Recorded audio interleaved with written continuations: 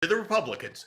Okay, then she stays, and then she's the point person for the U.S. role in the overthrow of the Ukraine government in February 2014 that starts this war, because people need to remember, just get on a website and look at it.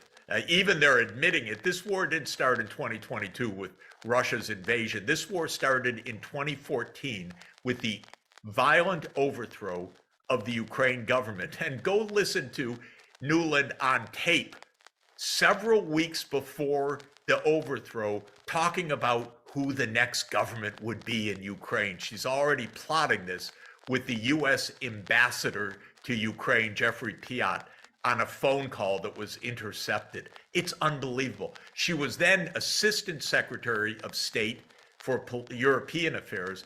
Now she's Undersecretary of State for Political Affairs. So she's that deep state, the one that transcends the political parties, that shows this is not Democrats and Republicans. This goes back to Cheney, to Bush. This goes to Obama administration. This goes right up to Biden. Come on. What is this? And we've known all along. Our own diplomats, William Burns, who in 2008 was the U.S. ambassador to Russia, cabled home, and people can find it online because it was covered by WikiLeaks. They can find William Burns' email cable that says, my God, if we push NATO enlargement, this is absolutely a Russian red line. And the Russians have explained, don't do this, why this is so dangerous. And Nuland, okay, close your eyes, just go ahead, everything will be fine. And not everything's fine. Now we're in the middle of one war and at risk of another war, and nothing is fine. Nothing is fine. I want to ask you, back at the debt, on the topic of the debt, there are those, Jeffrey Sachs, who say, you know what, we don't have to worry about the debt, so-called debt crisis, because our dollar is not backed by gold. We can just keep printing dollars. This is, I think, modern monetary theory. We can afford whatever we want. What would you say to them? Well, it's technically right. What you do, technically, the Treasury borrows from the open market, and then the Federal Reserve buys that debt from the bondholder, puts money into the economy, and takes the debt back onto the books of the Fed. So it's no longer owed to the public. The debt is now owed to another unit of the government. But what happens is the money supply has gone up. So it is printing money to finance the war.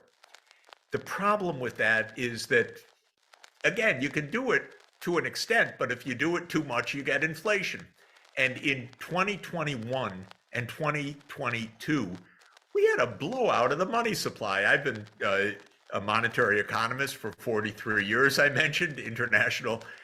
I never saw it. In fact, it never happened before, such a large increase of the money supply. And then you start having inflation. The first inflation was that every crazy cryptocurrency soared in value. And then the stock market soared in value, and asset prices soared in value, and non-fungible tokens soared in value. But then it got into the commodities markets. Now it's getting into the real, you go to the grocery store, it's into the real economy. And so that's what happens when you print trillions of dollars, which is what we did in 2021, 2022. So you can do it. It's just that you have consequences when you do it. Don't do it and think you're going to get away with it just completely printing money. Lots of governments have tried that for actually a couple millennia. It's called debasing the currency. And you can do it for a little while, but after a while, you better pay your bills. That's the basic point. Thank you. For those of you who just tuned in, I'm Marcy Winograd for Code Pink Radio. I am with the distinguished Jeffrey Sachs, economist, public policy analyst, who's been doing this for decades, talking about this debt crisis of anywhere from $24 trillion to $31 trillion, and the betrayal of House Speaker Kevin McCarthy, who promised that he would not deliver a blank check for military spending. And yet, all talk of cutting the military budget has suddenly evaporated during this period in which he is negotiating with President Biden and demanding cuts in Social Security and Medicare, food stamps, and so forth. Jeffrey Sachs. I wish we heard Biden saying, well, at least we'll cut the military budget. I'm not hearing that either. Neither of them. No. Now, Jeffrey Sachs, let's say you're in the White House. You're in the Oval Office. You have hard the to pen. believe. I'm going to put you there right now. And you're meeting maybe with House Speaker Kevin McCarthy and the Minority Leader Hakeem Jeffries, and you say, look, this is out of control. This is a debt we have. We need to cut the military budget, slash it. What are you going to cut in that budget? First thing I'm going to say, God, we thought we were going to bluff Putin and so forth, and just NATO enlargement was going to go on, and he called the bluff, and now we're in this ridiculous, horrible, tragic, destructive, expensive war. We're going to tell him, okay, no NATO enlargement, you go home. In other words, we're going to negotiate the end of this, which started with these provocations of overthrowing a neutral government and overthrowing the sanity of not moving NATO right up to a nearly 2,000-kilometer border with Russia and all that. So I would stop the war through negotiation. That would be the first thing. We'd save a lot of money. Second, I would say, look, we just had the accounting by SIPRI, which is the Stockholm Institute that keeps track of who spends what on the military. The United States is spending more than the next 10 countries combined. And I'm talking about China among those countries. We're spending 3 times China's military spending. We're spending more than the next 10 countries combined. Let's get this under control. Then I would point out that we have 800 military bases abroad. China, 1 or 2, depending on how you count, maybe a small one in Djibouti, maybe 1 or 2 others. We have 800. Okay, we don't need 800 for our security. It's not adding to our security, it's adding to our debt enormously. So let's get this under control. Let's take out an Excel spreadsheet also and do this right. Real numbers, not gimmicks. Let's see what we need to do in taxes, because God, there's so many loopholes here that it's unbelievable. But at the same time, let's stop waste on the, not just waste, tragic spending on the military industrial complex, because that is where we have wasted so much of our money. Yes, and when we create, I don't like that word, it has a positive connotation, but when we produce, or the military contractors who are really making a killing off of killing, when they produce new weapon systems, these systems emit tremendous greenhouse gases. So there is that connection, and too often we see environmentalists and peace activists operating in silos. And at Code Pink, we have a War is Not Green campaign because we think it's essential that we integrate these campaigns, because the military is a driver of the climate crisis. The Pentagon is the single largest global institutional emitter of greenhouse gases, consumer of oil and fossil fuels, and too much of that is under the radar. So let's talk about it. Now, let's also talk about what we're doing at Code Pink. Great. This week and next week. We have grassroots activists on the Hill, on Capitol Hill, Medea Benjamin, Olivia DiNucci, who many people met when she disrupted.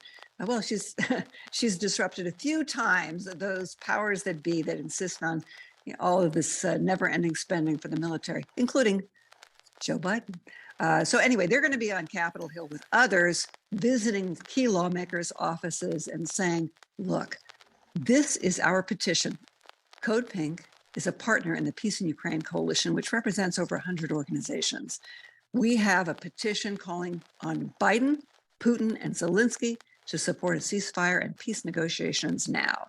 And I thank you, Jeffrey Sachs, because you are one of the prominent signers of that petition, along with others such as Noam Chomsky, Daniel Ellsberg, Dr. Cornel West, Ann Wright, Jack Matlock, the former ambassador to the Soviet Union, even Roger Waters, the co-founder of Pink Floyd, has signed that, as well as Dennis Kucinich, one of my heroes, who was in Congress for many years and a great peace champion.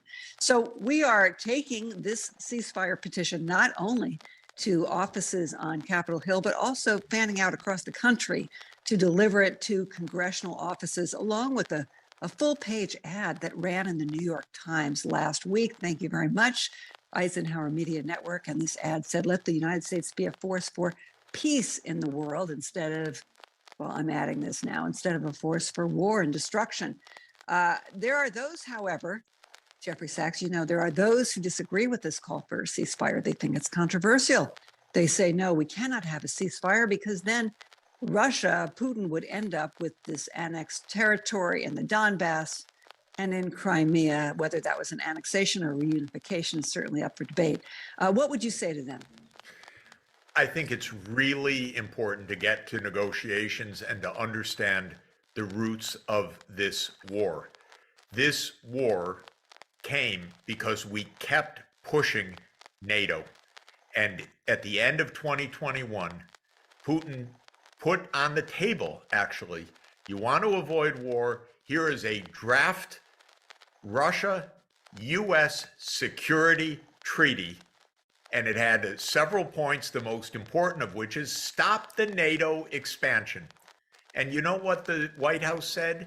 No way we're going to talk to Russia about NATO expansion. That's our business. It has nothing to do with Russia. Of course it has to do with Russia. We're about to put NATO right up against the Russian border. And so this was calamitously misguided foreign policy in the United States. And it's not just me saying it. The leading American diplomats have been saying this for decades now. Don't do this. George Kennan, William Burns, who's our CIA director right now, warned about this in 2008. And William Perry, who was our Clinton's Secretary of Defense, nearly resigned over Clinton deciding to enlarge NATO because Perry was saying, we're going to start another Cold War with Russia. So it's possible to negotiate. But it's actually been, strangely enough, the United States that has absolutely rejected diplomacy. Americans probably couldn't believe that, but it's actually true. And it's at least two recent occasions. One is at the end of 2021, when Putin was putting a diplomatic initiative on the table. And we said, no, we're not going to talk about it. NATO enlargements, none of your business. That's what we told the Russians. And then at the start of the invasion, just a couple weeks after the invasion, Zelensky said, all right, okay, we could think about neutrality. We should negotiate. Now, I know what happened there because I've spoken to people that were deeply involved in this. Right at the beginning, the Ukrainians said, we could really we don't have to be in NATO. We could have guarantees from other ways. And the Russians said, okay, let's talk. And the Turkish diplomats said, we'll mediate. And so real mediation started. And actually, the former prime minister of Israel, Naftali Bennett, got into the act as an informal mediator. Towards the end of March 2022, they actually were working on the draft agreement to end the war. I'm talking about more than a year ago.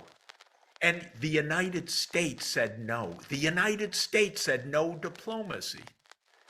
Nobody questioned that in the mainstream media here, because when's the last time you read in the New York Times a real understanding of this war? It doesn't exist in the New York Times. They just want you to follow what the U.S. government says. And so if the U.S. government says it's all Russia, they don't want to negotiate, okay, then the New York Times will say it's all Russia, they don't want to negotiate. But for those of us who are there watching, seeing, talking, it's so different. We could negotiate this till today, and we're not even trying. And we're not trying because Victoria Nuland doesn't want to try. Every time this issue of negotiation comes up, she says, no, it's not the time. And actually, when General Milley said this is the time for negotiation. It was, I think, it was the Undersecretary of State that said about the chairman of the Joint Chiefs of Staff. No, he's wrong. This is not the time to negotiate. Come on, let's get serious. Well, Seymour Hersh's account and then discuss it. So they're not even covering the news and much less challenging a critical thought. And that, yes, I would that's agree. pretty serious. The New York Times, the Washington Post, and their coverage of what's happening in Ukraine have really assigned themselves to irrelevancy because they are Pentagon PR flacks who just repeat talking points. And there's no serious investigation into any aspect of this war. And that's why, at Code Pink, we support alternative, non-corporate journalism. Please tell others. Code Pink Radio will tell you the truth. Now, Jeffrey Sachs, let's talk about China a little bit further. Yeah. China has come out with the 12-point peace proposal, which Biden immediately dismissed as, what did he say? He said it was irrational. Frankly, his response was irrational.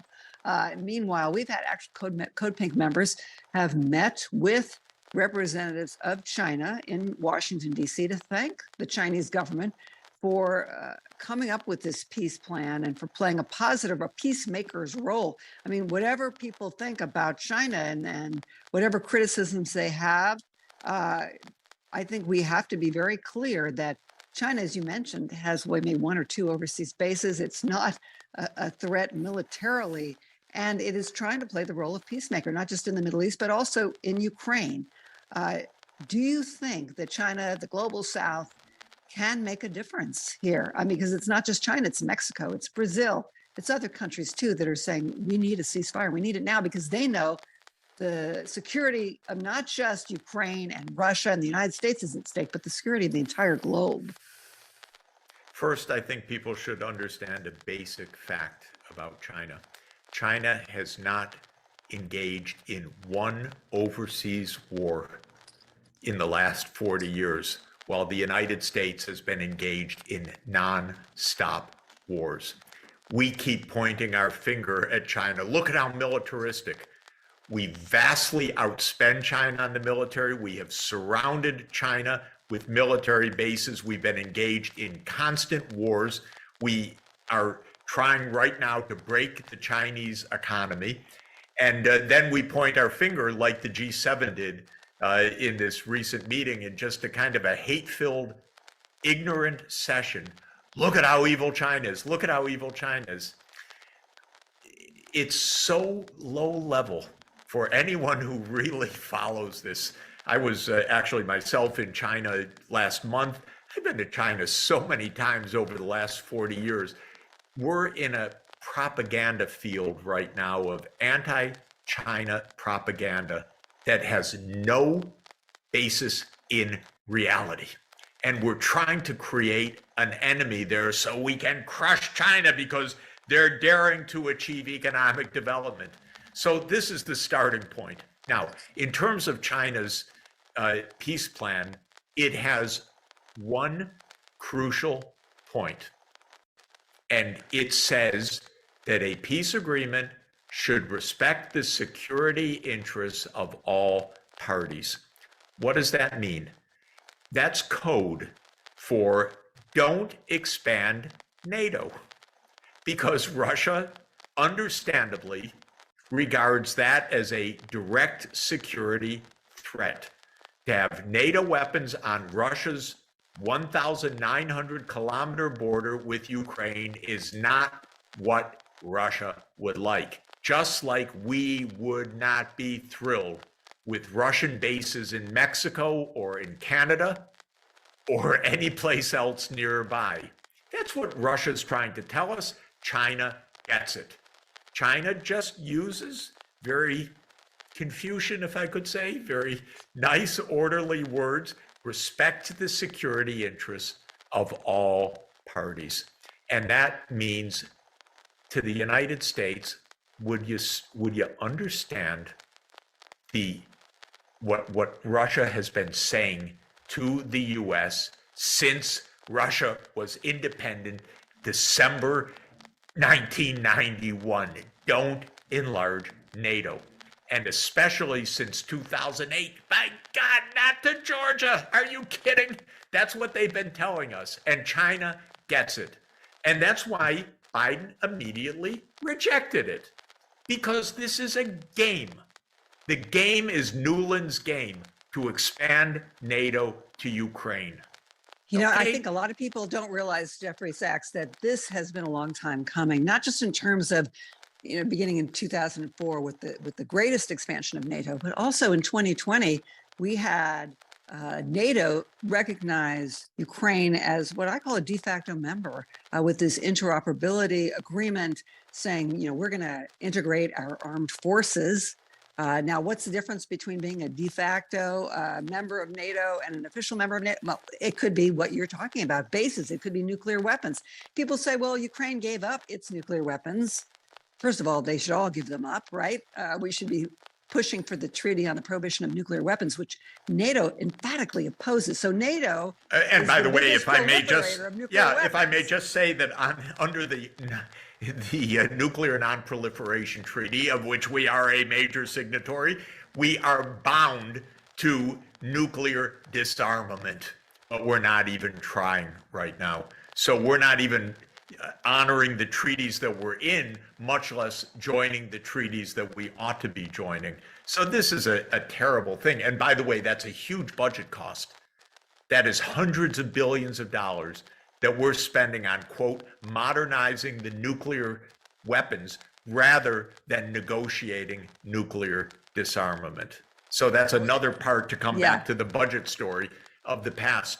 But this story of NATO goes back actually to the early 1990s. I spoke with a wonderful historian recently who told me that in documents that he is reviewing, he hasn't published yet, Ukraine was already on a list for NATO enlargement in 1992. Now, that's, years before Putin's anywhere around on this. This is a plan that goes back to the neocons with Cheney and Wolfowitz and Rumsfeld in the Bush administration. So this goes back, and now, interestingly, if you look up, it's a fascinating article. Zbig Brzezinski in 1997 in Foreign Affairs magazine. Mind you, this is before Putin's president by years. In 1997, Zbig Brzezinski spells out the timeline for expanding NATO to Ukraine. And he says almost exactly the sequence as it actually happened, because what he was writing in 1997 was not just his ideas, he was writing what was already in the works inside the government. So this is a story that goes back 25 years at least, and it's been hidden from the American people. And they thought they'd get it on a bluff. The real idea of the United States was, what's Putin going to do? We're going to expand NATO, and what's he going to do? And he's going to complain, and we're going to say it's none of your business, and we're going to expand. And that was really their idea. Then Yanukovych got in the way. Yanukovych, president of Ukraine, who said, no, I don't want Ukraine to be in NATO. That's very dangerous. We'll be neutral.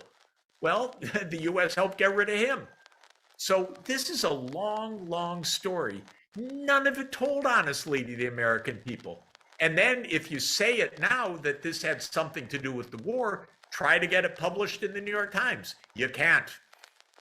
Jeffrey, people say, I've heard this over and over again, and they quote different people, unnamed people, I won't give them the credit here. They say, look, the reason why Putin has not invaded Poland, let's say, is because Poland is a member of NATO. So Ukraine needs this protection. If Ukraine were a member, an official, not just a de facto or interoperability member of NATO, then Putin never would have invaded. That's possible. But you know what? The way we did it, we virtually guaranteed a war. Period. In other words, to say, okay, Ukraine, you're going to join NATO, and the Russians are saying against our border? No.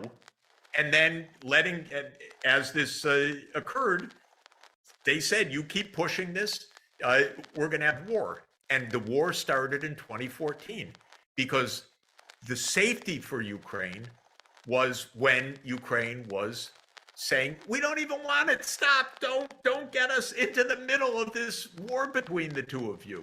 So the fact of the matter is this: NATO enlargement was completely unnecessary and provocative all the way back to the 1990s. And then we saw in 2019, but just Ukraine to say, embedded in its constitution this vow to join NATO. Just to say, even the first round, which was Poland, Hungary, and the Czech Republic, the Russians hated it, but it didn't cause a war. That's far from their borders. Then the next round came, and the Russians were really, really annoyed because that one was on their border with the Baltics. So it was Latvia, Lithuania, Estonia, Slovakia, Slovenia, Bulgaria, and Romania. And then they said, oh, come on, will you stop? Then in 2007, Putin said, okay, you've done it. You keep expanding NATO. You promised you wouldn't, but you keep doing it. Stop. Do not come up to our border with Ukraine and Georgia. And by the way, people should take a map out and understand a little bit about this. The real goal of these neocons, the Nuland neocons, is to surround Russia in the Black Sea. This is why, where does Georgia come in here? I don't mean Atlanta, Georgia. I mean Georgia, the country in the Caucasus. Where's that come from? If you look at a map, the idea of these neocons is that you have Ukraine, Romania, Bulgaria, Turkey, and Georgia surrounding Russia in the Black Sea. And Putin saying, don't do this, stop. And he says this in 2007. Then in 2008, Bush pushes this, and Nuland is key member of the administration then. And they push this over the opposition of the Europeans and get the Bucharest NATO declaration to declare that Ukraine will be a member of NATO, will. And by the way, Biden has been part of this all along. And the military-industrial complex has pushed this. The literal lobbies for NATO enlargement have been Raytheon people. I mean, you can't make this up. This is how the U.S. government works. Lastly, Jeffrey Sachs, yes. I want to ask you about Ukraine and the future of Ukraine. Should we continue on this calamitous path of endless war, propping up the Ukrainian government to the tune of $6 billion a month, spending over $115 billion to continue the war, half of that going to military contractors for weapons and military training. Meanwhile, what's going to happen to the Ukrainian economy? Because we've already read about Zelensky privatizing a lot of these industries that were nationalized under the Soviet Union. And we know that BlackRock, representatives of BlackRock have been over in Ukraine. And we know that Zelensky has a website. And on the website, there's a menu for privatizing Ukraine and inviting investors to, yes, invest in the military in Ukraine. Where do you see this going? Should we continue on this course? Look, Ukraine is being destroyed. This is the first tragedy is for Ukraine itself. Being a place where the U.S. wages a proxy war is the worst place you can be. As Kissinger famously said, to be an enemy of the United States is dangerous, but to be a friend can be fatal. We are killing Ukraine. Literally, we're killing Ukrainians, but we're killing Ukraine. Think of how we loved Afghanistan, how we love South Vietnam. What do we do? Iraq. If you are the place where the U.S. is waging a proxy war, first of all, you will be physically destroyed. You will have mass outmigration of young people, of talented people, of people just trying to survive, for God's sake. You'll have your infrastructure destroyed. All of this, the Ukrainian economy is busted, and the Ukrainian population has shrunk tremendously because people have left the country. And so this is no way helping Ukraine. This is just, I tried to tell the Ukrainians, I'm for you. I'm not against you. They kept thinking, oh, that's Putin propaganda. I said, no, listen, I go back to the Vietnam War in the United States, to Iraq, Afghanistan. I've seen what happens when the US grabs you in a proxy war. And this is what's happening right now to Ukraine. It's being tragically destroyed. And every time things don't work, our side ratchets up, and they keep ratcheting up. And sad to say, Obama knew in 2014, he got the main point when he said and realized that Russia has what's called escalatory dominance. What that means is Russia can meet us and raise the bet.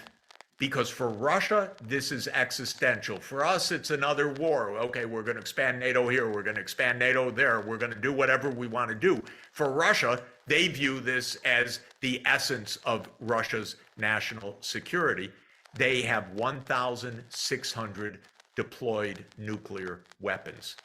Obama realized this, said, I don't want to even start down this path. I don't know what this administration is doing. They have no plan. It's phony.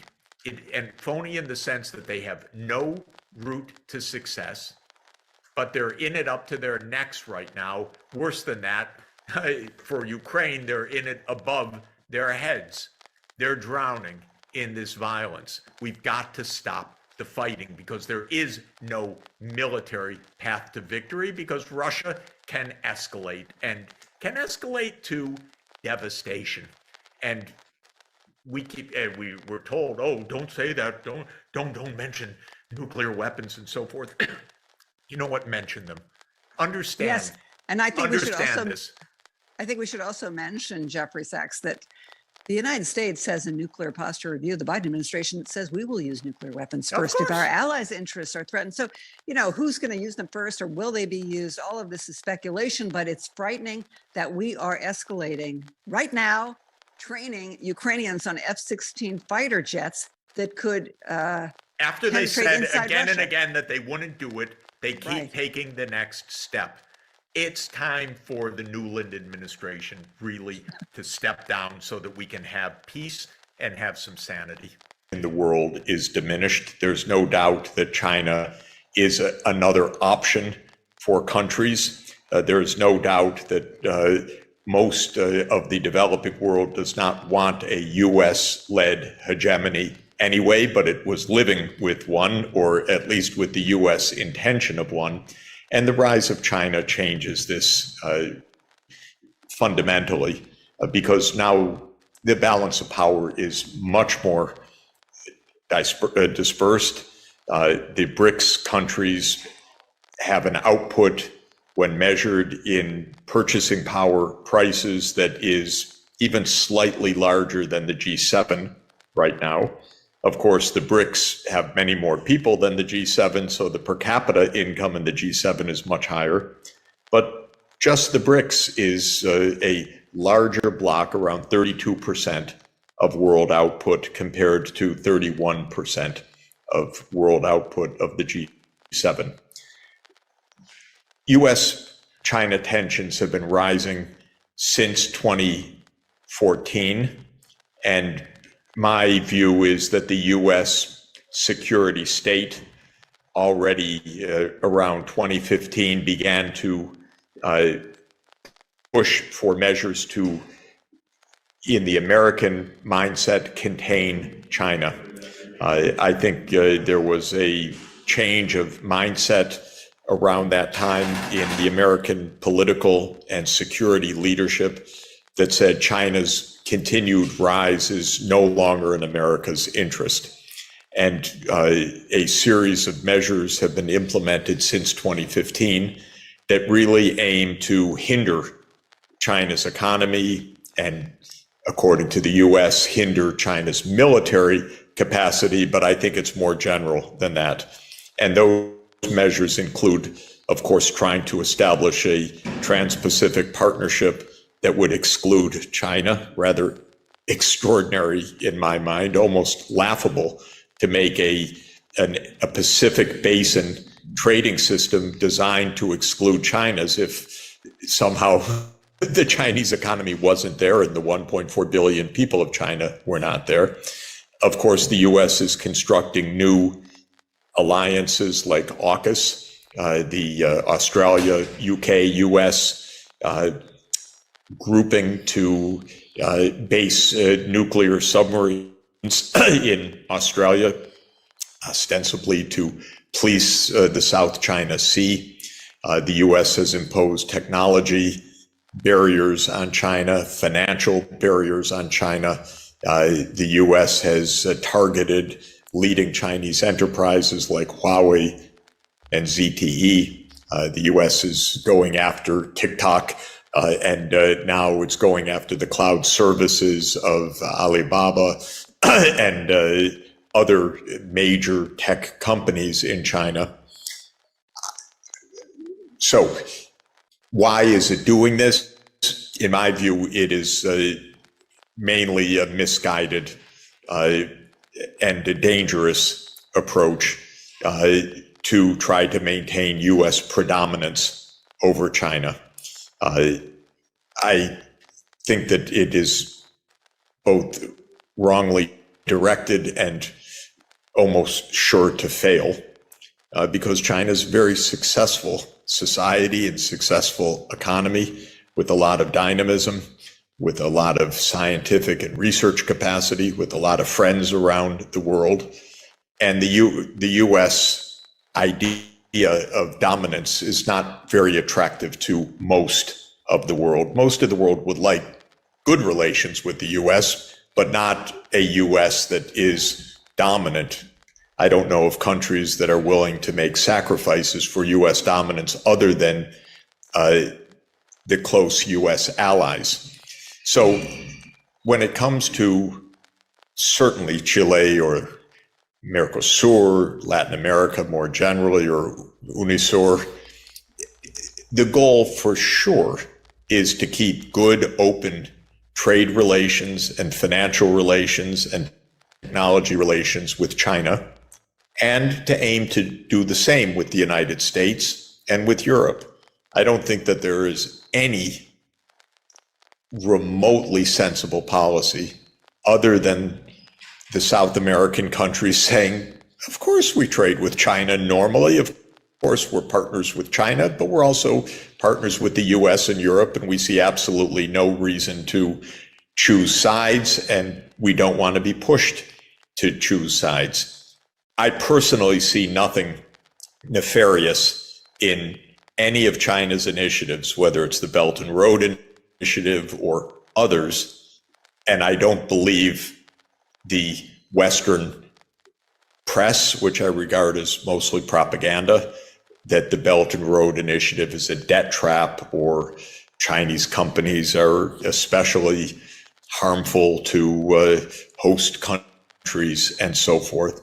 So I don't view this as a complicated question, actually, in its substance. I see the U.S. changed its attitude. And when I say the U.S., I mean the security establishment, which runs the U.S. government foreign policy, changed its attitude to China 8 years ago. I do not believe that China provoked that. I don't think it was in response to hostile action from China. I think it was in response to China's success rather than to hostility from China. So I would encourage Chile and Latin America to keep open trade. Every day I say in the United States, maintain relations with China, stop trying to provoke a conflict over Taiwan, stop sending arms to Taiwan. Don't do in Taiwan what we did in Ukraine, which was to create the provocations that led to war, because I also believe that the Ukraine war was caused by US provocations not by Russian imperial design. Of course, most American leaders violently disagree with me, or maybe not violently, but strongly disagree with me. But I'm old enough that I understand them at this point after almost 50 years of watching U.S. foreign policy, and I think they're wrong, and I think they're provocative. And I don't want them to do the same thing in Taiwan that they've done in Ukraine, which is pump in a lot of arms and then express surprise when a war starts. But that's a possibility that would be a terrible possibility. I believe the U.S. sanction regimes in general are illegal. I do not abide by unilateral coercive measures. My understanding of international law, as reflected in annual votes by the UN General Assembly, is that such sanctions policies are not valid unless adopted by the UN. So I would hope that Latin America would not get trapped in sanctions regimes, but basically would also take the position that nobody can sanction Chile's trade with China, and by the way, Chile's trade with Russia or others, though it's not as important, because if there are to be such sanctions, they're only valid if they're undertaken under the UN Charter, essentially by the UN Security Council. So that's my general view. And my general belief is that trade between South America and China should be strong, and I think it will be mutually beneficial.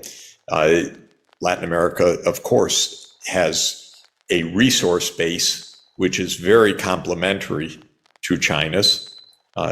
China likes wonderful wine, great fruits, minerals, many wonderful things that Chile specializes in producing.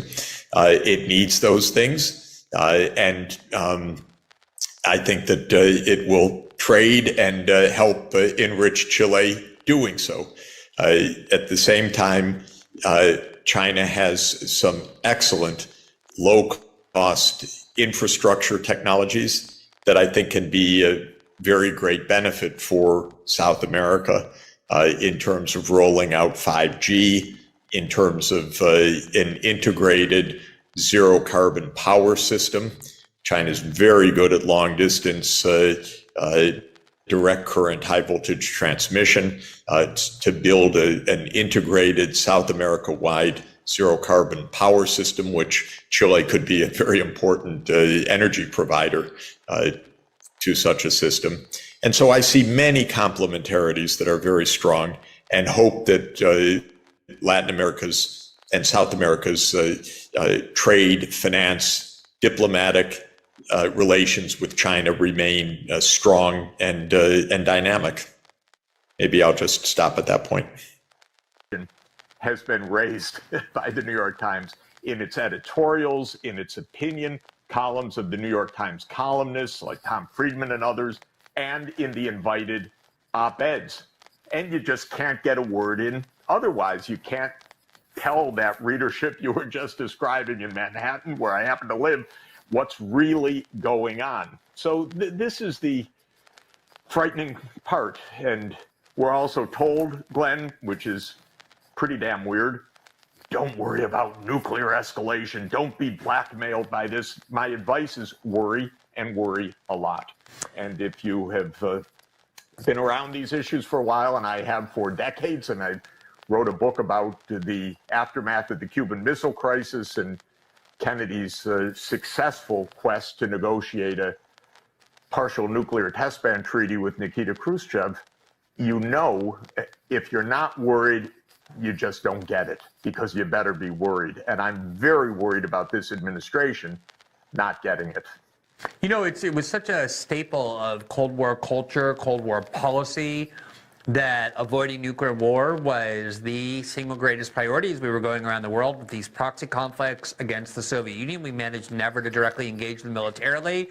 And even then, misperception, miscommunication did bring the world close to nuclear annihilation, at least on 2 occasions, between the Soviet Union and the United States. And yet it really does amaze me that we seem to have just kind of through, I don't know, inertia or lethargy or historical ignorance come to view the risk of nuclear war as basically a fiction, as kind of assigning zero value to it, or even this kind of macho attitude that we're not going to be deterred by a country having nuclear weapons. Talk a little bit about, in the time that you've been working in all the things that I discussed in these kind of geopolitical framework, even from an economics perspective, the specter of nuclear war and how it used to be kind of important for people and policymakers in deciding what they would and wouldn't do.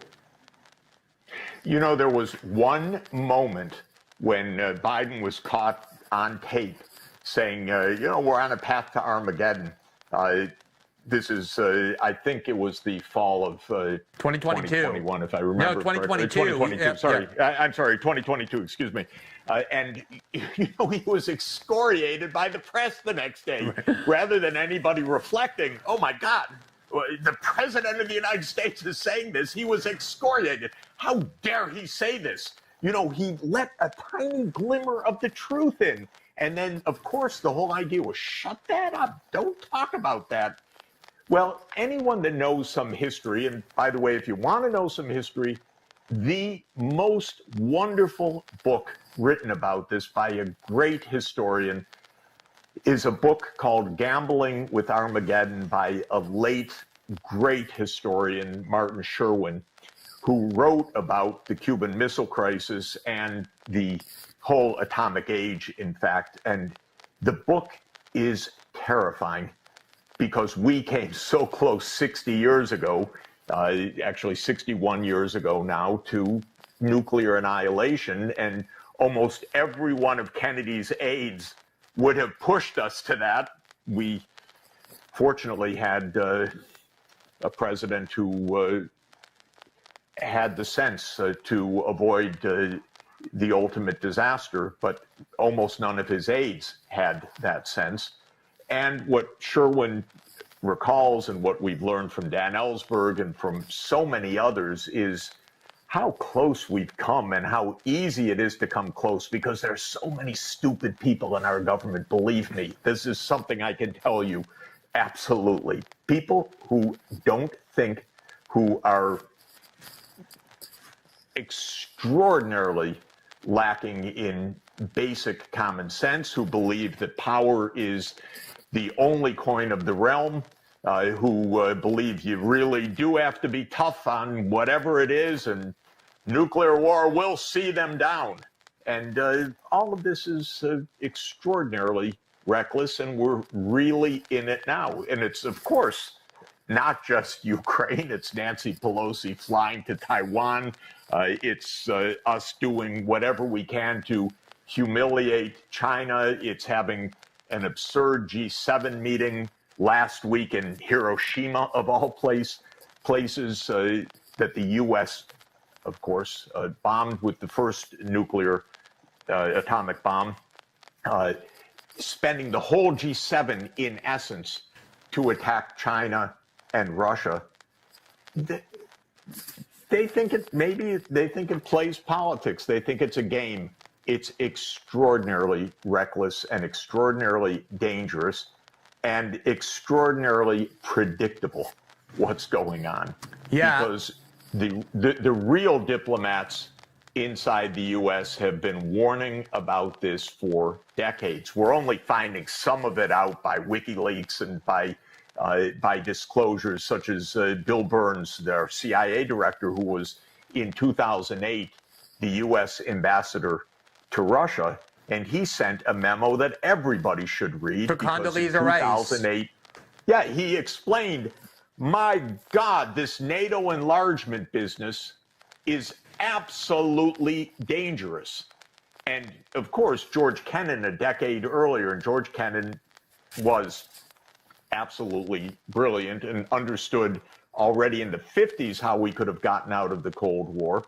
But certainly in 1997, he wrote an op-ed in the New York Times, when they still ran such op-eds, that this whole NATO enlargement business was absolutely reckless. And what's interesting, when Kennan was writing that in 1997, I hadn't actually realized it until I went back and saw a reference to an article in Foreign Affairs by Zbigniew Brzezinski that I didn't remember, writing in 1997, laying out almost the precise timetable for how we were going to incorporate Ukraine into NATO. Now, this is years before Putin's president.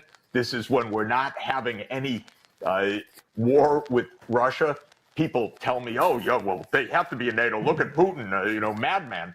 But this is well before, and Brzezinski lays out basically to the year the sequence of how it's going to be the first row of countries, which was Hungary, Poland, Czech Republic. Then it's going to be the next row. Then Ukraine by 2005 to 2010, he writes, they're going to have their invitation. It turned out to be 2008. Our ambassador to NATO in 2008 was none other than Victoria Nuland. If you want to know what deep state means, she's been in every administration. She's been almost every. Except when Trump was elected. That's the only way apparently to get her out of the government. Except Trump. Yeah. So she was Cheney's advisor. She was ambassador to NATO when we asked Ukraine to come in. She was the point person on the U.S. engagement in the violent overthrow of Viktor Yanukovych in February 2014, which started the war in Ukraine. And she is now promoted for all of this, bringing us ever closer to disaster. And by the way, putting Ukraine in the classic place in a proxy war guaranteed to destroy that country, which is exactly what it's doing. You know, the thing that struck me so much about that Bill Burns memo in 2008, when he was warning Condoleezza Rice and others in the Bush administration about the insanity of this plan, was he said, it isn't just Putin. You go and talk to every single person of influence in Moscow, even Putin's liberal critics, and it's all, for every last one of them, a huge red line to be mucking around in Ukraine for the West, in part because of the history of the 20th century. And that's what I wanted to ask you. You gave this interview in February 2023 with Isaac Chadner of The New Yorker, who has become this hero to the liberal establishment because of these adversarial interviews he purportedly does. A lot of it is based on how transcripts get edited, how much he gets to say, how much the guest gets to say. I've done a couple of those with him, so I know firsthand. One of the points what a low life approach to journalism. Completely. I mean, mine I felt ended up being pretty fair, but I've seen him done incredible hatchet jobs with others, including yours, because one of the points you kept trying to make was that the premises of his questions, embedded in them, they were almost like, when did you stop beating your wife questions, were so misguided because he was distorting the history of the conflict, in part by thinking the war began either in 2022 or even in 2014 with Crimea, and you kept pointing it out, actually the start of the war is 2013 with this change of government that he was shocked you called a coup, or even before with NATO expansion, even before it got to Ukraine. So talk about those parts of the history that the New York Times, the New Yorker editors didn't allow you to have included in that article, and why you think that history is so important to understanding how we're being propagandized about the conflict now. Well, it's a little amazing to be the New Yorker of all places. Okay, maybe I shouldn't say of all places, but Remnick's New Yorker is absolutely neocon, beginning to end. The New York Times is completely neocon. I don't know if they would be, by the way, if I can't figure it out if it's just anti-Trump, pro-Biden, or they really believe the stuff that they say, but they're absolutely unwilling to listen or to learn a fact. The thing that surprised me about Chotiner was just how he knew nothing and kept making aggressive assertions. And when you tried to say something, it was just snark. So it was a really weird experience. Well, he's playing to that audience that loves it. Like, you know, they assume all of his assumptions that he's getting from the New York Times.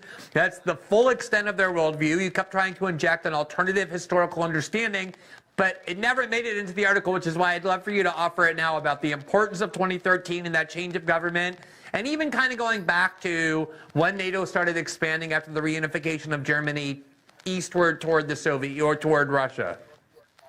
Well, I posted a piece on Common Dreams, which people can take a look at to get a lot of the hyperlinks and a lot of the underlying data and evidence. But this story really goes back 34 years. It goes back to 1989, 1990.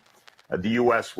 and Germany were both very clear to Gorbachev, who was a godsend for the world, by the way, because he really was a man of peace. And I was profoundly honored to try to help him on the economic side, though the White House was having none of it at the time. But in any event, Gorbachev believed in peace, and he unilaterally disbanded the Warsaw Pact, which was the Soviet side NATO. And Baker and Hans-Dietrich Genscher, the German foreign minister, repeated time and again to Gorbachev, and in many, many different forms, and so did the NATO Secretary General and others, we will not move NATO 1 inch eastward. We won't do it. Now, I spoke to a wonderful historian who is working on this right now, who tells me that in the archives he's come across in 1992, not only the plans for NATO expansion, but Ukraine already on the list for NATO expansion in 1992, when supposedly in the public there is no such thing as NATO expansion at all. But remember 1992, that was Cheney, Wolfowitz, and Rumsfeld in the Bush senior administration. I thought, what could be worse? Well, we kept learning things can get worse. Right. Even and in the Democratic Party, the love affair with the so-called liberal hegemony. I don't know what the liberal part is, but I know what the hegemony part is. That has been Nuland's thing, and of course her husband Robert Kagan's thing for decades. This has been underway since the early 1990s. Now, the Russians have been saying, and Gorbachev said, don't move eastward. We want peace. We want openness. I was actually advisor to Gorbachev. I was economic advisor to Yeltsin. I was economic advisor to Leonid Kuchma, first president of independent Ukraine. I've seen all of these people. You know what they wanted? They wanted normal life. They wanted to stop the Cold War. They did not want crazy things. They wanted normalcy. And we wouldn't give it. What we said, normalcy, yeah, that's U.S. hegemony. That's U.S. indispensable power. That's U.S. we do what we want anywhere we want when we want it. And that has been the story all along. And frankly, I couldn't imagine it at the time because I was watching with my own eyes as a young guy. Suddenly, the world had a chance for peace. And peace didn't mean U.S. global hegemony.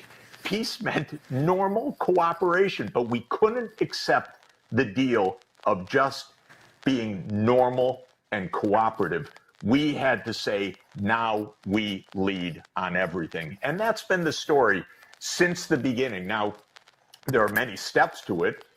Clinton was the first violator of the promises, and Clinton's so inconsistent on everything, but this is one of the things he was inconsistent on. So the first NATO expansion took place under Clinton, and that was Hungary, Poland, Czech Republic.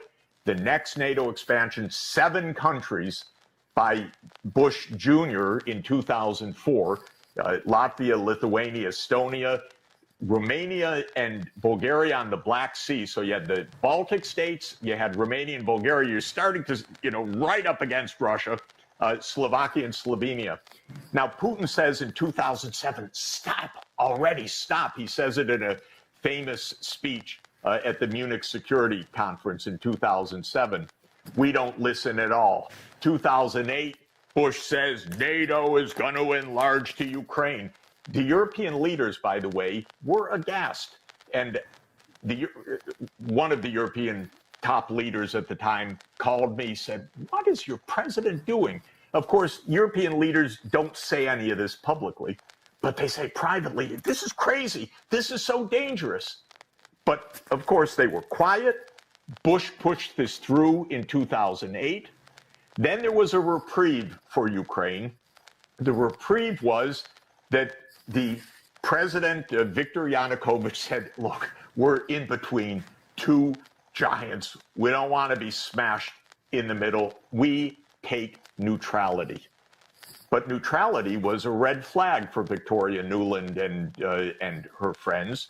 And so at the end of 2013, when demonstrations against the decision that Yanukovych had made to postpone signing an agreement with EU started protests, believe me, the U.S. covertly and overtly and every other way stirred that up massively.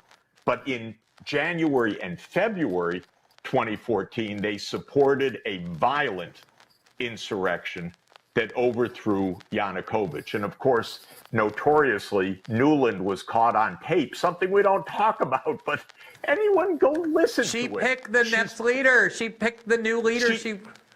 She's planning the government weeks before the overthrow, calling exactly who would be the prime minister, by the way. It's amazing. But the whole thing is amnesia. Don't talk about any of this, so though it's so obvious. And I had a weird experience personally, which was that when the government was overthrown and Yanukovych fled and Yatsenyuk was prime minister, just as Nuland said, I got a call. Yatsenyuk wants to meet you. It's a deep economic crisis.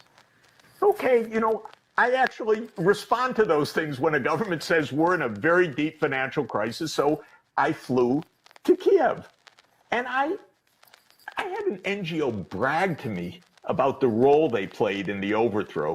And it was ugly. It left me shaking. It was, the kind of thing you just want to wash that off. Don't tell me this awful stuff. You had no business being part of a violent insurrection. But that's the role we played. I went home. I didn't go back. I was disgusted by the whole thing. But it was obvious then we were on a path towards war. This didn't start with a, quote, unprovoked invasion February 24th,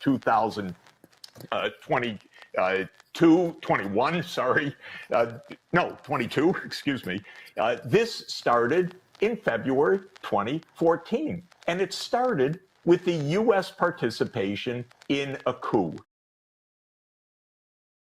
1 year ago that the first good book about this, Limits to Growth, was written and made clear that there was a real problem. And we've not finished solving that problem. But let me stipulate the following, just like I did for the first one. There's nothing fundamental about these environmental challenges that is beyond our solution, even with our current knowledge base. In other words, we already in 2023 have the range of technical solutions to 90% of the greenhouse gases, not 100%. We definitely don't face a choice between food and nature. We face a choice between destructive and non-destructive forms of food production. That's a very different choice. I haven't found in 40 years of my work on this a fundamental barrier to economic well-being and environmental sustainability. So I'm not in the degrowth school of thought, which says that what we really need is to reverse economic development. Not all economic development is good for human well-being. That's a different matter. But I'm not of the school of thought that says we've created a kind of society that is completely inconsistent with our environmental necessities or our environmental well-being or health.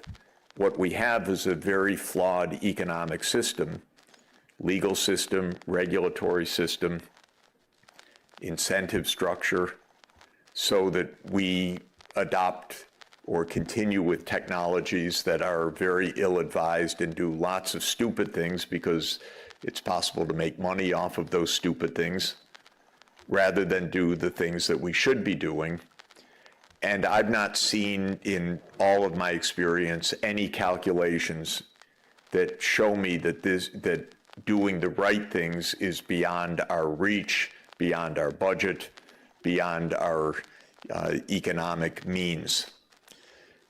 For example, all of the estimates about the energy transformation to a zero carbon energy system suggest that it's 1 or 2% of world output that is needed to make that change. That's really strange. It's not that it's 50% of world output that's needed. It's not that this is cataclysmically expensive and we're just doomed as if an asteroid were coming to hit the planet and we have nothing to do. No, we have clear, very, very clear things to do. Sometimes we have too many possible things to do, so we don't know which one to take, so we're paralyzed. Should we do wind or solar or nuclear or this? I don't know. We won't do anything right now. We're making money with what we're doing. So we're paralyzed. Or we know what to do, but there are strong vested interests saying don't do it because I'm making too much money in the short term doing the destructive things. Or it just is complicated and hasn't been thought out properly because this is something absolutely new. It was rather straightforward to build a coal plant, but it's not so straightforward perhaps to build offshore wind or solar fields or something else because of storage or other issues. So there are just complexities.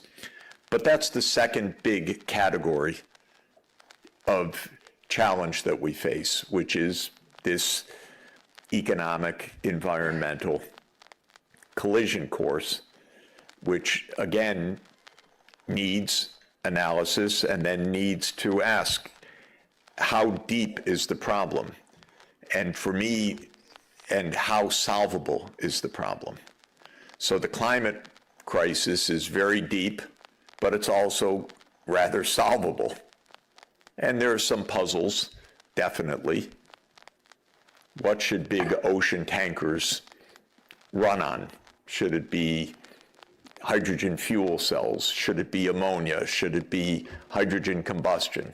I'm not an engineer. I've heard the arguments from the engineers. I want them to fight it out. I want them to try different approaches, but clearly we should be trying these technology lines. The third big challenge, which is a challenge of time immemorial, is that we seem to have a very hard time to stop killing each other. So war becomes ever more dangerous because the weapons become ever more destructive. And now we're technologically so smart that we figured out how to destroy the whole humanity. Damn it. If we weren't so smart, we wouldn't have this trouble.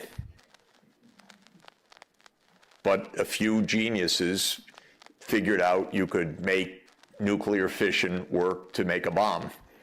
By the way, there were probably 50 people in the world that understood that. And they figured it out, and then they gave it to a world of idiots. So we have a lot of dumb people who are in charge of nuclear weapons, and they were made by a few geniuses. That's our problem.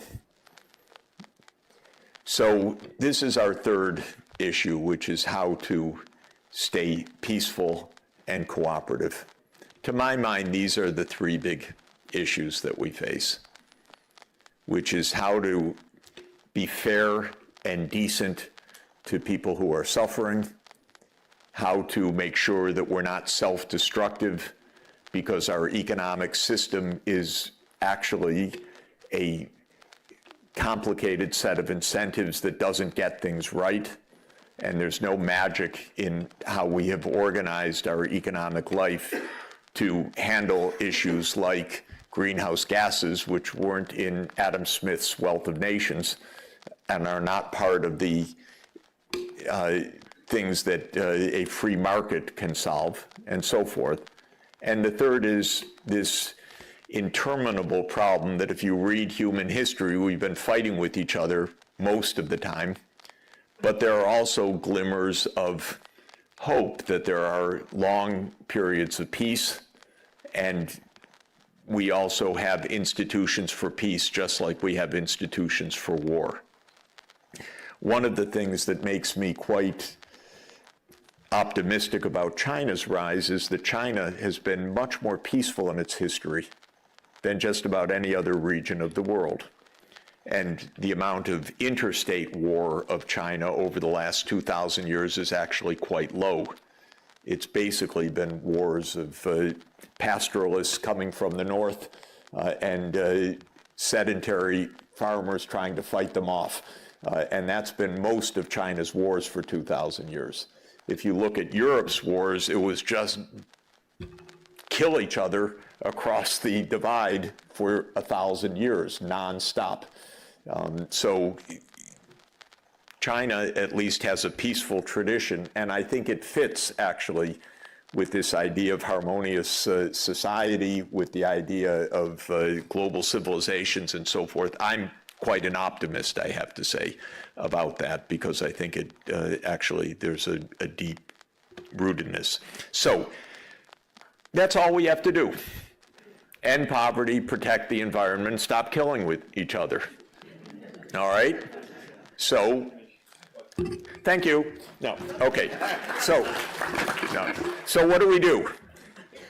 To my mind, the basic thing is we should think hard about each of those things and then come up with plans.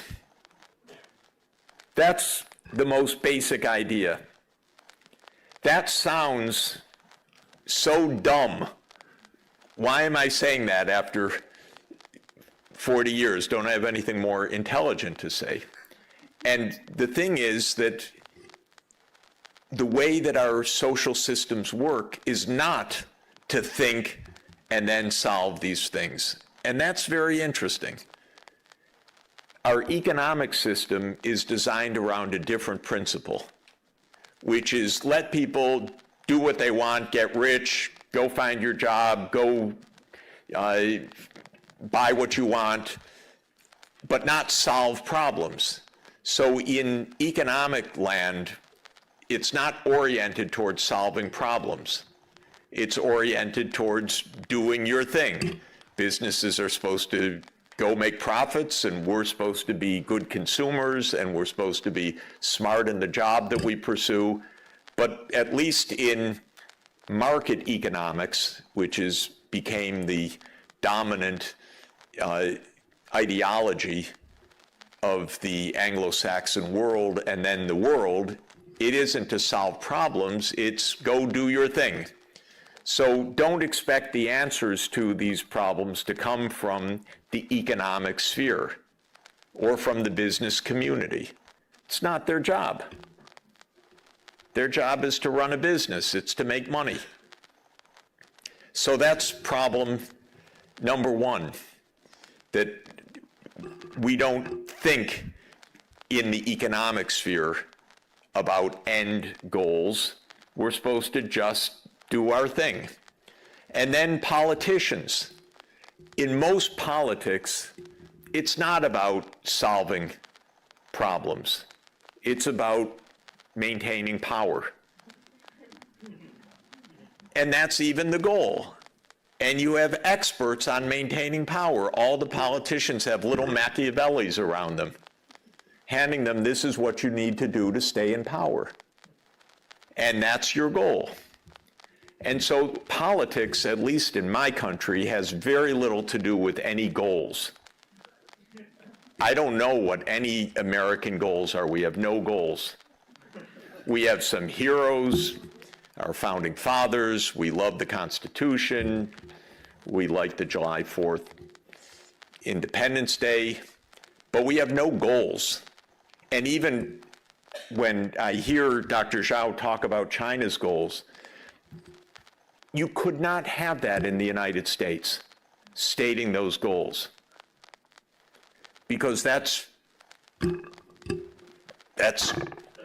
socialism. You're not allowed to have goals. So politics is not oriented towards solving problems, really. It's management of power, competition for power, holding on to power, benefiting from power. And so we don't see from our governments most of the time these big goals and how to solve them. I really think China's been different in this period, the last 40 years, from most other governments. And I think the success is a result of that, actually, that it's really, and why? Well, I think this is a very interesting question, but a few countries at a few times have very clear goals, maybe because of survival, maybe because of their past history, maybe because they have a successful neighbor, so they want to imitate the success, maybe like in Singapore because a genius came, Lee Kuan Yew, and he had a very, very clear idea. And really, Singapore, it is a case of a very clear, brilliant thinker who just guided things for quite a while, like Plato's philosopher king. But most of the time, this is not how politics is.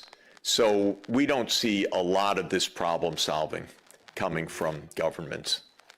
And the third thing is, in my country, which became the most powerful country in the world for the last 75 years militarily, they really think that fighting wars is a big part of what governance is about.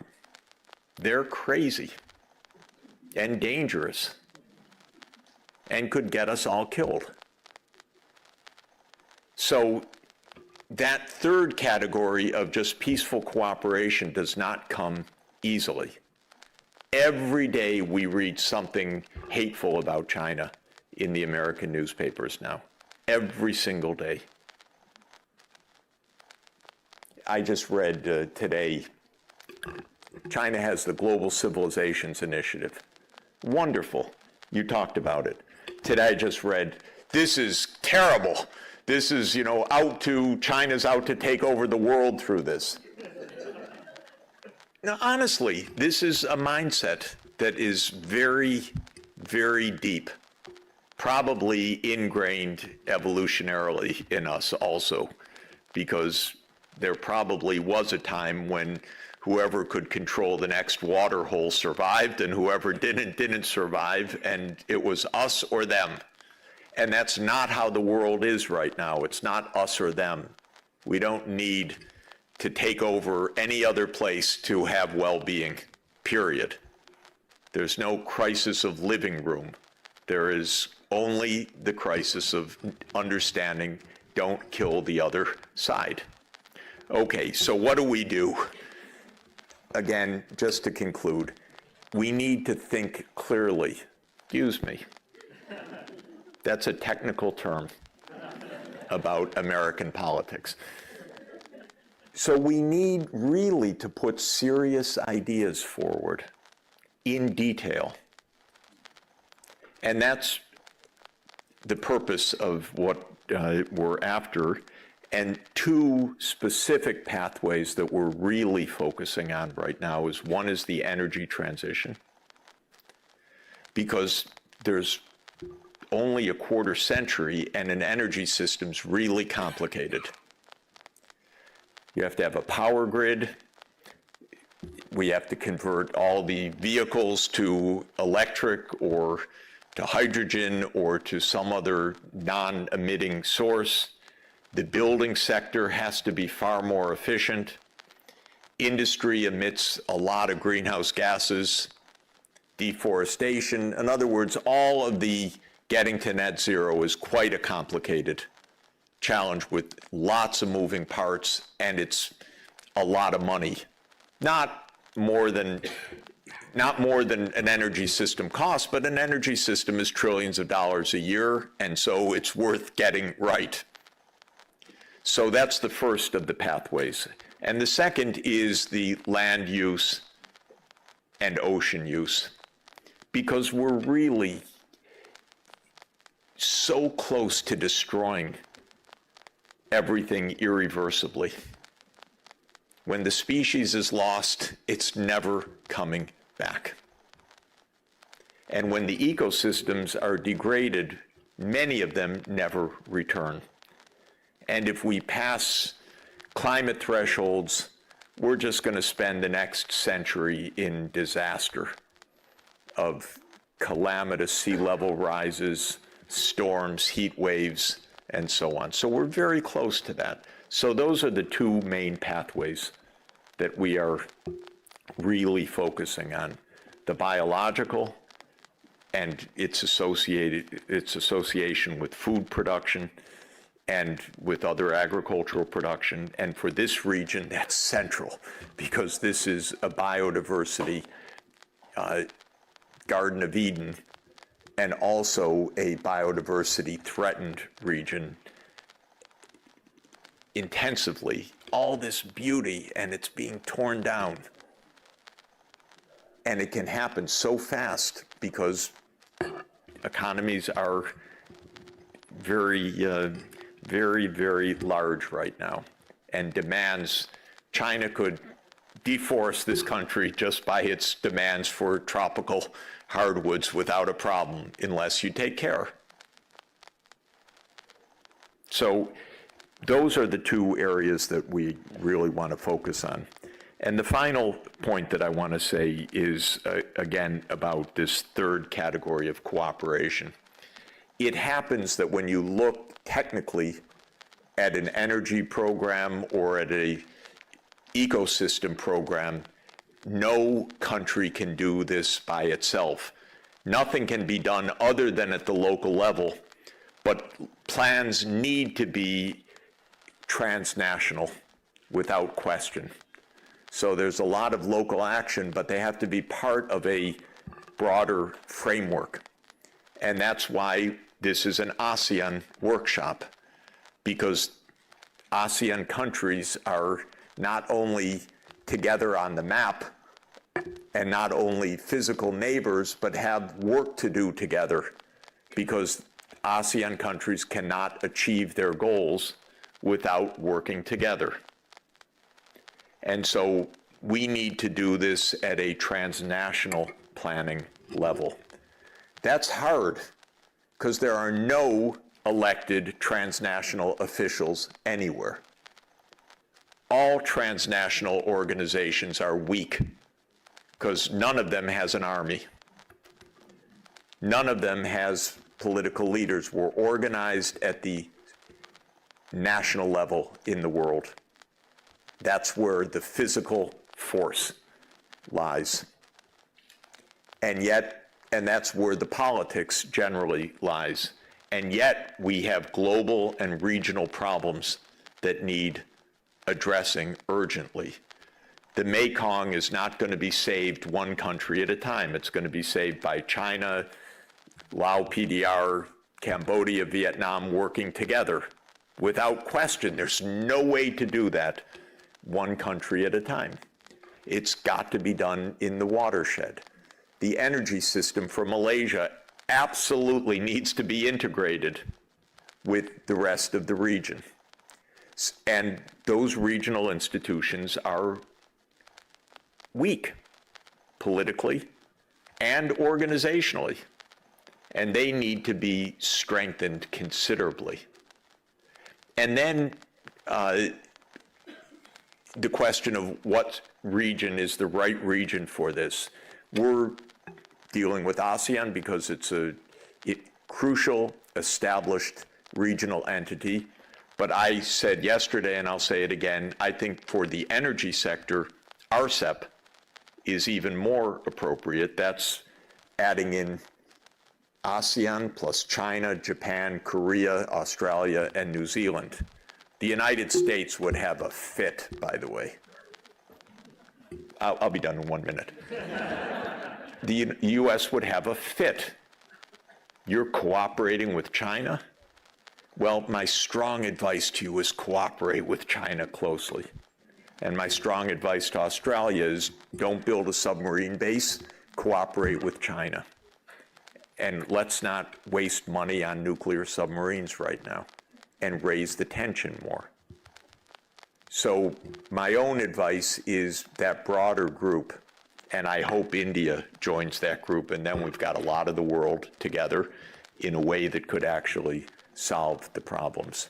So sorry for the long rambling, except I believe that all of these problems are solvable. I believe that universities have a unique and extremely important role to play in this, because this is what we should be doing: training, teaching, educating, researching, policy analysis, and really trying to make politics work the way that it should, which is for the common good. Thank you. Because for Hobbes, there was no longer a cultivation of virtue, but rather each individual with insatiable desires. So Hobbes's model of human nature is that it is simply unbounded desire. It can't be taught to moderate desire. It can't be cultivated for virtue. It is individualistic and it is insatiable. And so Hobbes said, unless there is an overarching power, people will kill each other. And so we need a Leviathan, he said, to stop human nature from committing non-stop violence. It was a very pessimistic view of human nature, but notice the main point is no longer was there any idea of developing virtue. That was deemed to be impossible. Instead, one needed institutions to reflect harsh reality. This is the flip of philosophy. It's no longer about cultivating the good. It is about controlling the bad. Then interestingly and importantly, this was amplified at the beginning of the 18th century, first by a very influential public intellectual, Bernard Mandeville, who wrote an essay in London called The Fable of the Bees. And in The Fable of the Bees, the most aggressive bees win, but they make the hive powerful and great. And if you try to control the avarice or the vice or the aggression of the bees, the hive actually dies. So this was now a philosophy of empire, that power seeking was good because it would make the society powerful and wealthy and able to dominate over the other bees. So it was taking Hobbes and adding another element, one beehive taking dominance over others. And clearly this was a philosophy that appealed to the emerging British Empire. Then came Adam Smith 6 decades later in 1776, and he said, in agreement with Hobbes and in agreement with Mandeville, that human nature is individualistic, tastes are unbounded, desire is a great motivator, but market forces will tame all of that, because market forces will force a kind of competition that will lead to a socially beneficent outcome. The point is, the Anglo-Saxon philosophy broke free of more than 1,800 years of Western tradition. The Western tradition from Aristotle and Christianity was a tradition of the common good, virtue, and care for the poor. With the rise of the British Empire, the philosophy became the benefits of power as a philosophy. And then even the idea that this would lead to, quote, the common good. But there are two more steps that are important to state. The poor became an enemy because now they were a drag on society. So John Locke, one of our most esteemed philosophers, wanted very harsh treatment for the poor so that they would not be burdens on society. And then came Malthus. Thomas Malthus wrote after Adam Smith, one generation later in 1798. And he proposed something even darker, which is that those hives, those different societies, are actually in competition for survival with each other, because there are more people produced than can be supported. And so life is a battle for survival, and trying to help the poor is inevitably to fail, because there will just be more poor people. That was his iron law of population. And that led in the next step. Darwin took that idea brilliantly from a scientific point of view to understand natural selection. But the later 19th century philosophers took that idea as a struggle across nations, and that now nations or peoples or races were in the struggle for survival. And this became known as social Darwinism. And the idea was, not only should there be no beneficence, if you help your own poor, you will weaken your society compared to others, and indeed you're in a struggle for survival. And this gave rise to the worst crimes of history, because Nazism actually, as a philosophy, which it was based on social Darwinist pseudoscience. And this idea, the German people will survive or the Slavic people will survive. And so this is a war even to extermination. Now, this kind of idea led to the worst cruelties, but we are still in a mindset in the Western world where it is competition and struggle that is the absolute underpinning of society. When I studied economics, I was taught about perfect competition. I was never taught even 1 minute about perfect cooperation. The idea doesn't even exist in economics. It's not even developed in one paper that I know of, because the idea of cooperation as a norm doesn't exist. It happened, this notion of letting greed motivate action perhaps did generate the spirit of innovation to some extent. But the way that it was championed and taught, of course, led to the worst excesses. So the world became rich, and those who were rich became devoid of benevolence and compassion. And a terrible writer in the United States who became quite popular. Ayn Rand, a kind of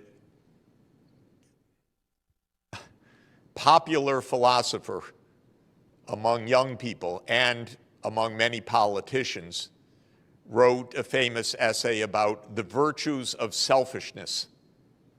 So selfishness became the virtue, actually. That's the literal title of an essay. It's unbelievable, and she is championed by many still.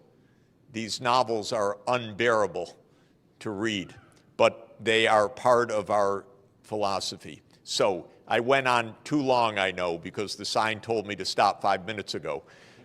But so that's not very benevolent of me. But let me say the following. I believe we've had a deviation from the right path in Western civilization. There are roots of Western culture that we can really use to find a path of virtue and politics that is ethical. But the Anglo-Saxon version deeply lost this tradition. And there are many fascinating reasons for this, but it was mainly the rise of power of the British Empire, which was in many ways an extremely nasty empire. And the United States learned everything it knows from the British Empire because it aims to be the continuation of the British Empire after World War II. And this is what needs to end, a world that can return to the common ethical principles of virtue. Now, let me just conclude by saying I am hopeful that this can actually happen. And I think you at the table need to help lead that. And we need to help explain these things. And when President Xi Jinping launched last year the Global Civilizations Initiative, I think that this is actually an important opening that is very positive, because China has said we should go back to our roots of culture to find a way forward, which I very much subscribe to. And the GCI, or Global Civilizations Initiative, is an invitation across civilizational wisdom. And I hosted a meeting in Athens last month, co-hosted with the Academy of Athens, a Aristotle-Confucius symposium on ancient wisdom for modern challenges that brought together Chinese and Western philosophers. We didn't have Buddha properly at the table except one very distinguished Buddhist thinker from Cambodia, but we need more of that. At the end of this meeting, we agreed that we would have a second symposium. This time, I hope it is the Aristotle-Buddha-Confucius Symposium in Shufu, in Shandong province in July. I hope we could participate together in that. We will be back for that. Many philosophers are interested in that. I will be in Shufu in next month for the Nishan Forum, which is also a philosophical forum, but the Shandong government has asked to host the follow-up meeting of the Aristotle Buddha Confucius Symposium. And I believe that this idea of East and West deep philosophical traditions, finding the deep humanity that is common across them, is extremely important and powerful and can really contribute to an understanding which right now doesn't exist. And I think the failings of this understanding are overwhelmingly on the Western side, if I may say so, because we are steeped in a philosophy of competition and even war.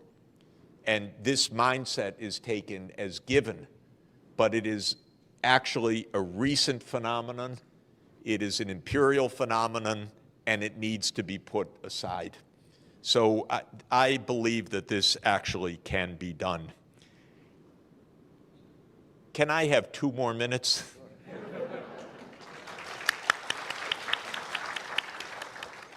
Because I want to talk about net zero by 2050.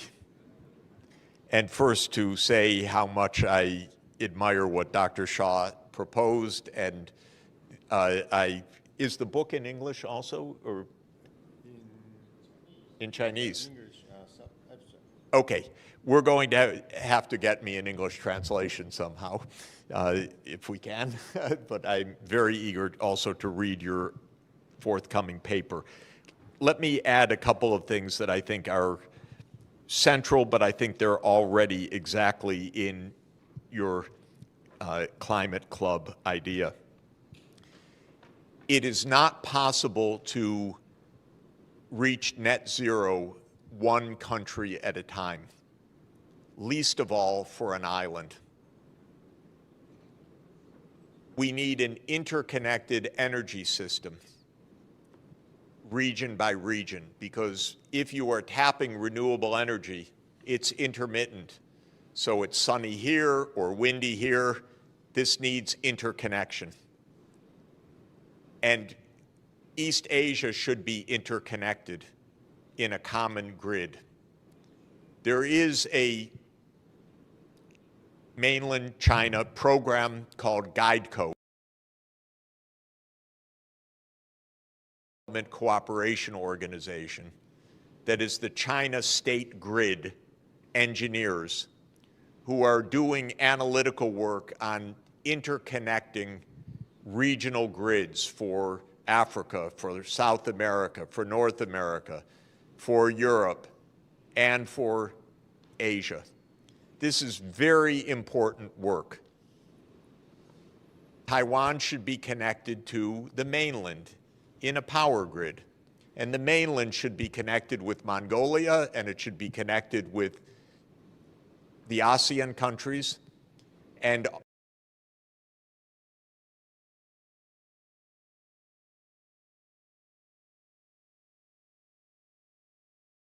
with submarine system. It would be region, the economic powerhouse of the world, rather than a battleground, because this region has everything if it works together. And it could lose everything if it views the region as a battleground. I think everyone in this region can understand this. The only one that does not is my country, actually. But the U.S. needs to be told, let us solve our problems. We know how to discuss. Don't meddle, because you will make a mess. This is actually the truth. This is true about Japan. It's true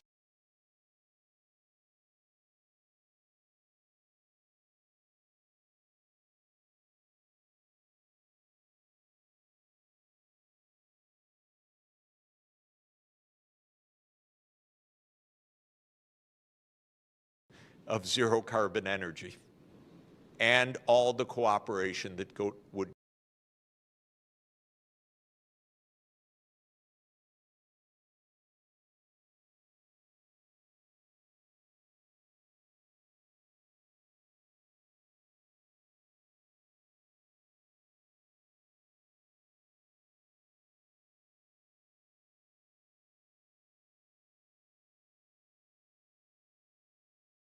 the regional cooperation, the regional structure, and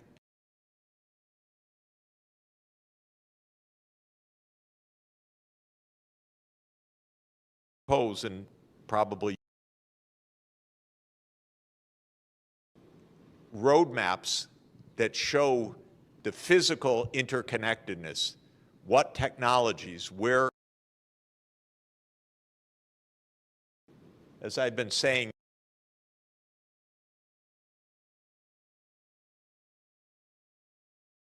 opposite of a plan. It's 80% fossil fuel. What plan is that? Nothing.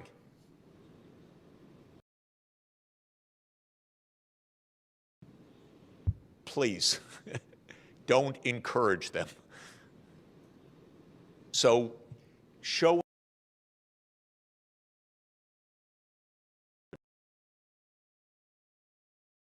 fantastic work.